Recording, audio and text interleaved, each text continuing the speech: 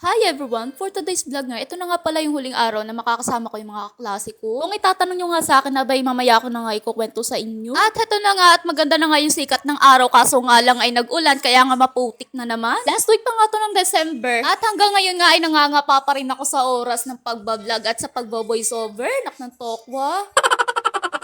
Kaya ganda nga naman talaga ng araw ko at tutok na tutok pa nga sa akin yung sinag niyan. At syempre hindi nga kami pwedeng malate niyan kaya maaga talaga kami pumapasok ng Mami Bridget. Bale ayan nga, nag-ayos-ayos nga lang ako ng uniform ko na hindi ko talaga malaman kung paano ayos nito. Diyos ko, baka sadyang ignorante lang talaga ako. At sa kalagitnaan nga ng pagbablog ko ay hindi ko na nga namamalaya na mayroon na palang gustong makisali dito. At habang busy-busy nga ako sa kakaalok niyan, para nga sa break time namin ay mabilis na ako makapagtinda. At maya-maya nga lang ng pagpapapansin nga nila sa likuran ko at sa wakas ay napansin ko na rin sila. Ng tokwa? Mahiya-hiya pa nga akong nagbablog niyan at hindi ko nga in-expect na ganito nga pala yung nangyayari. Mga tamang pa-cute lang. At tapos na nga sila magpapansin sa camera kaya nga nag-ayos-ayos nga lang muna ako ng gamit ko sa bag. Maladora talaga ako at pati charger nga ay dinadala ko.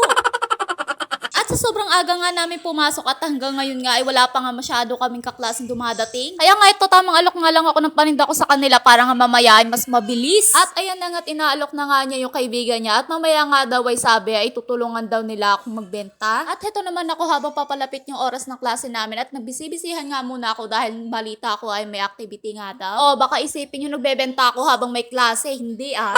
Tapos na nga yung unang klase at nag-break time na nga muna kami. Kaya nga ito at pwede na ako magbenta. At ito na nga tinutulungan na nga ako ng dalawa kong kaklase na matulungin. Ano bang gusto nyo? Loka?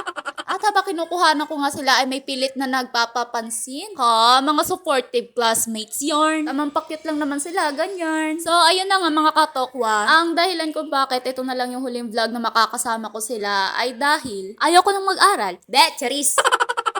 So, ayun na nga, alam nyo naman, mahirap yung buhay. Kahit anong racket naman ang ginagawa kong pagbebenta sa school na ito ay hindi pa rin sapat. At dahil doon, kailangan ko na talagang magtrabaho at makahanap at makaipon dahil kailangan ko ng yumaman. Dahil syempre, mas iisipin natin at masuunahin natin yung dapat talagang kailangan natin gawin. So, ayun na nga mga katokwa. At balik na nga tayo dito at nag-uwian na nga kami. At ayun, update nga doon sa paninda ko ay hindi siya naubos. Pero okay lang. Ang mahalaga, nakabenta ako. Ganun. Pero guys, hindi ko talaga alam kung anong trip ko kung bakit nagsuot pa ako ng salamin yan at mukha akong matanda. Wow.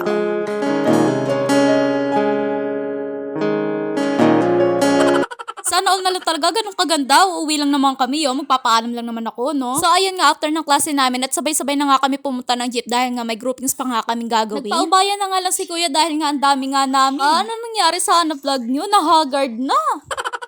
And hanggang dito na nga lang muna at dito ko na nga lang muna tatapusin. At panoorin nyo na nga lang yung kasunod nitong video sa susunod kong vlog. Kung umabot ka nga dito sa video na ito and don't forget to follow my page and share my video. Yun lang naman. Stay safe everyone. Bye-bye!